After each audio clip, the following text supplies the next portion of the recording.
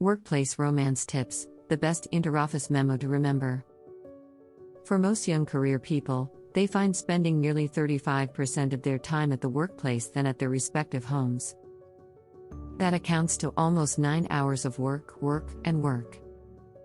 For this reason, most of the people involved in this kind of situation find themselves out of place in the social world because they simply do not have time to meet other people anymore.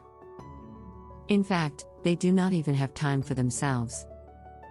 That is why it is not such an appalling revelation when some surveys showed how 67.8% of the respondents, all working but in different companies, are into relationship with their colleagues. This goes to show that because of the time constraint that most professionals have and because of the lack of sociable time that they need, most of them divert to the aspect of getting a romantic partner in the office instead.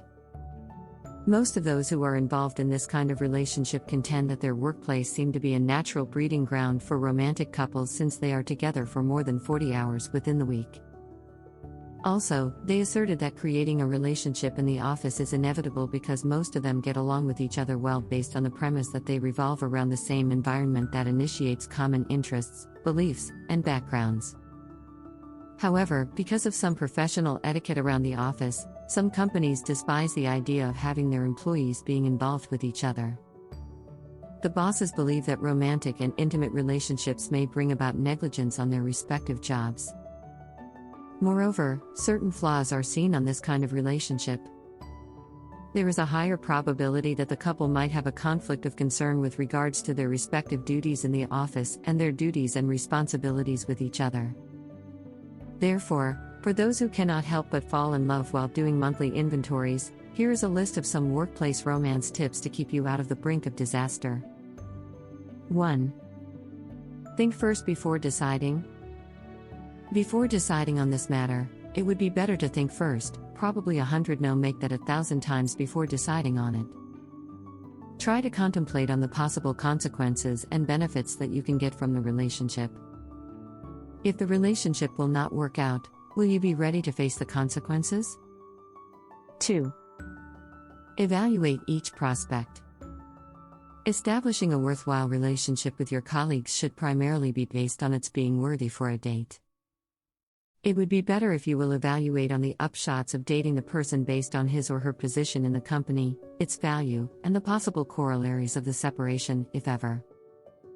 For instance, if you want to ask your colleague on a date, try to contemplate first on the issue of rivalry between you and your office mate and the rough situation that both of you may be in after the breakup. Also, try to look the possible angle of biasness for bosses dating their subordinates. The issue of favoritism may take place. 3. Be smart. Keep in mind that the reason why God placed our minds above our hearts is for the mind to rule above all. So if you are suddenly being snooped with some seniority in the office, do not be deceived yet. Try to test this person for some reliability quizzes and put him more on hot water. The point here is that if ever he is trying to establish a good romantic relationship with you, it is better to be assured that his intentions are for real and just because he is looking for some diversion in the office. 4. Friendships as the best foundation. For a budding romantic relationship in the office, it is best to keep focused on creating friendships first. This is because some people believe that friendship, as the core foundation of any relationship, is better than just a break from work relationship. Given all that, workplace romance can be really fun and dreamy. However, one or both of them should realize that office romances are not based on a contract that can expire when the time allotted has elapsed.